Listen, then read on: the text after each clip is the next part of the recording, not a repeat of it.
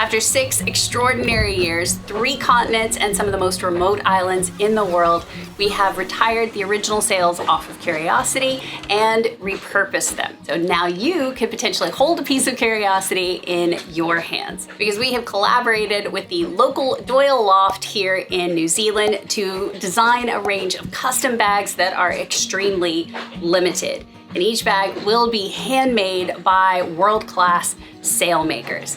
Now, when we visited the Doyle Loft, we got to see some samples, which will give you an idea of the size, and I can definitely vouch for the durability and the quality of the bags, because they are made to last.